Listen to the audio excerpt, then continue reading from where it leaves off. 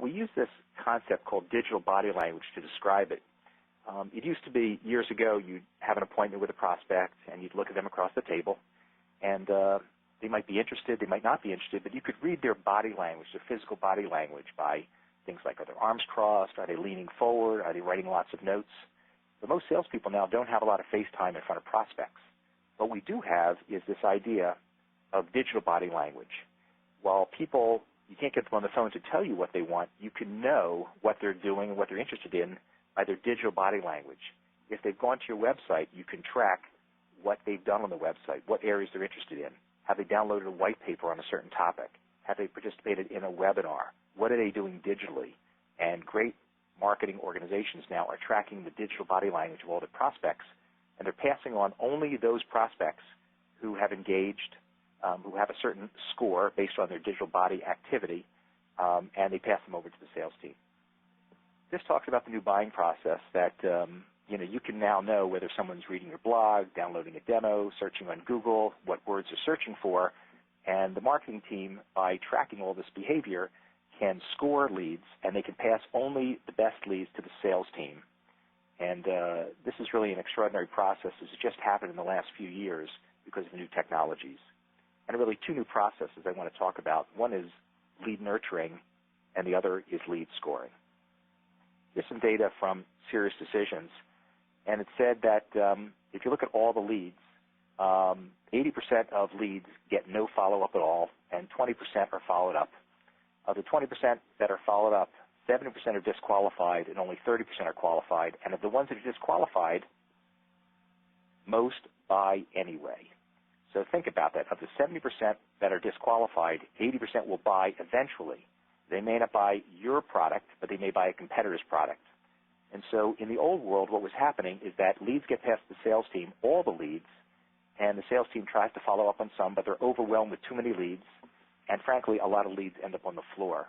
And what we need is a way to nurture those leads, and that is to automate the nurturing, because a salesperson can't keep in touch with hundreds of people with different messages, and that's where marketing automation comes in. So we have lead nurturing, where you send a message to the leads you want to nurture that are very tailored, and it's a way to have a conversation with them and to automate that process.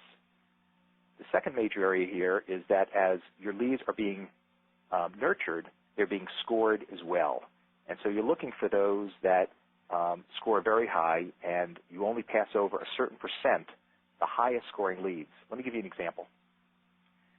So in this particular case, this is a lead score. You may start scoring a prospect based on their job title, the size of the company, where they're located, and in this case, they get 140 points. We call this the explicit score. That is, what is their demographics, the size of the company, their versus job title, location. But then the real magic here with lead scoring is we also can score the lead based on their digital body language.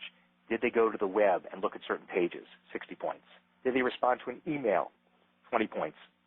So suddenly this lead has 220 points and is a much higher scoring lead. As I said, you only pass over best scoring leads. Here's an example of some research we did with 10 of our clients and what they did before and after lead scoring. So in the first line across, you can see that before they were sending 1,300 leads to the sales team. After lead scoring, they were sending 22% fewer leads. But what happened is those were higher quality leads because they were scoring them, and the close rate went up from 31% to almost 41%.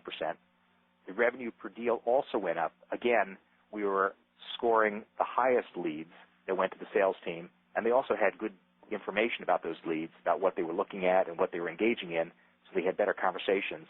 And so in this case, lead scoring paid off considerably. In the first case, about $15 million of revenue, and after lead scoring, about $19 million of revenue. This is the sales funnel the way most world-class marketing organizations look at it. You have suspects, then you have inquiries. Those are people who raise their hand. Then you have an MQL, a marketing qualified lead, and very often that is determined by a lead score. And then sales accepts the lead, and there's some service level that happens there, and very often a sales accepted lead may be determined on the basis of do they have budget, authority, need, timing that is more immediate. Can you set up an appointment with them? And then when you get to an SQL, a sales qualified lead, there's usually a dollar associated with it. You've had a good meeting, and you're scoping out what the actual work is, and then there's a closed deal. And as you can see, there's the prospect is doing different things as they move across the sales funnel. First, they have general interest, and that is they want to be educated, and they're learning more. And then eventually they get to the evaluation stage. They have to justify it to different executives, and they purchase it. And in good lead nurturing programs, there's very tailored nurturing to each stage of the buying cycle. I want to conclude with just some observations that we're seeing, some of which I've talked about, but just in summary, that the best performing marketing organizations in B2B have very strong alignment around sales goals and terminology.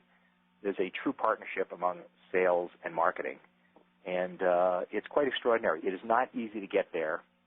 Very few companies actually get there, but the sales organization and the marketing organization actually have tremendous respect for each other. They understand what they do, what your jobs are, and they have very transparent goals. The second key observation is that in world-class B2B marketing organizations, there are some strong analytical, logical thinkers.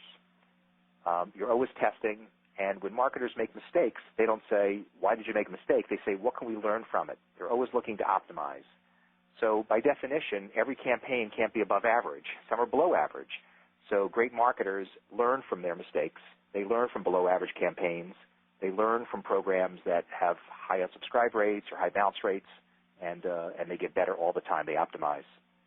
I talked about this technology backbone, really 3 elements to it. One is a great CRM.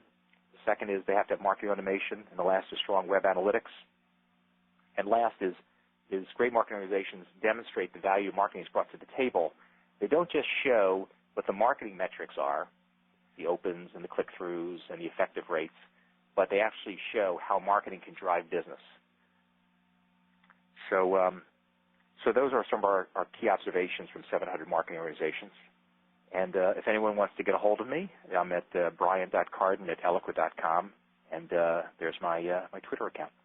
Thanks, Russell. Brian, thanks so much. Thanks for the comments. This is where marketing is going to. I've had a chance to attend the Eloqua experience, and it's been fantastic to be in a room of hundreds of marketers who are fired up to make this change happen.